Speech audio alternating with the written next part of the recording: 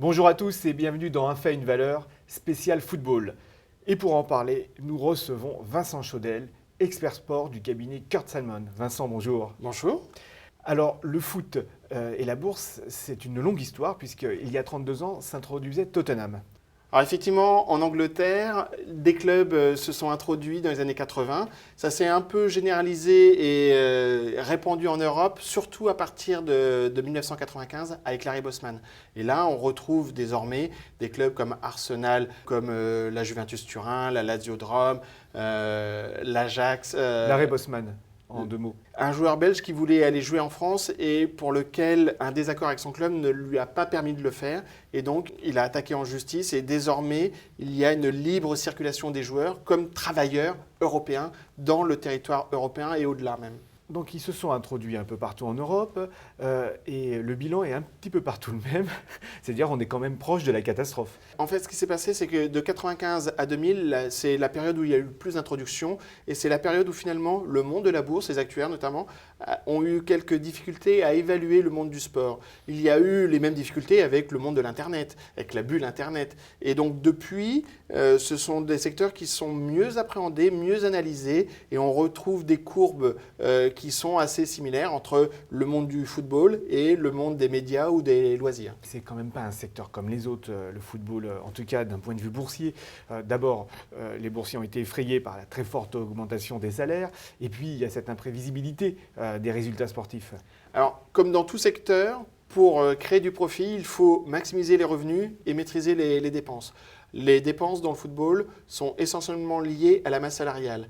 Désormais, dans cette ère post-Harry Bosman, dis-moi combien tu as en poche, je te dirai combien de grands joueurs tu peux avoir et combien tu vas gagner de trophées. C'est à peu près ça la règle établie. Et par rapport à cela, c'est clairement les joueurs qui ont le pouvoir, ou du moins le pouvoir économique le plus important. Donc le vrai sujet, c'est effectivement d'imaginer un système où on peut maîtriser cette masse salariale.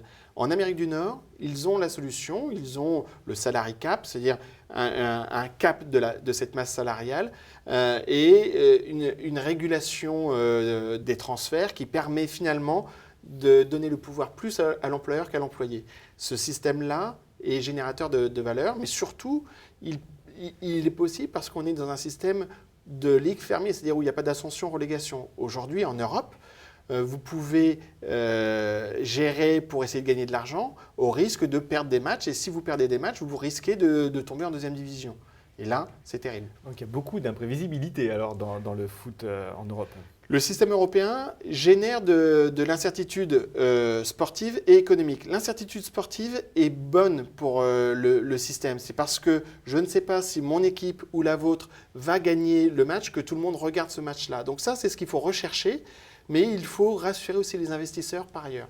Alors en France, on a une expérience, mais alors courte et unique dans le monde du football, c'est l'OL. Pourquoi l'OL est le seul club français coté ? En France, on a longtemps interdit l'introduction en bourse et on a essayé de freiner ce système-là, puisqu'en plus, on a conditionné l'introduction en bourse à la propriété du club ou à un projet de propriété du club, qui fait que l'OL est le premier club qui a pu bénéficier de cette évolution législative au milieu des années 2000, puisque l'introduction s'est faite en 2007, et que d'autres clubs auraient pu suivre, mais ont des réalités différentes. Le Paris Saint-Germain est totalement la propriété de QSI, et QSI n'a pas nécessairement intérêt à s'introduire en bourse.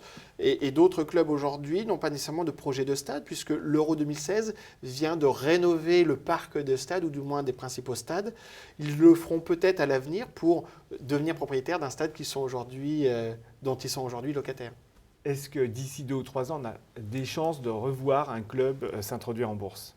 Il faut pour ça que le club ait une surface financière, un potentiel de fans qui seraient prêts à acheter des titres. Il n'y en a pas tant que ça. Peut-être l'Olympique de Marseille pourrait l'être. Pourquoi pas avoir un projet de cet ordre-là pour devenir propriétaire de son équipement, ce stade dont le loyer est très important aujourd'hui.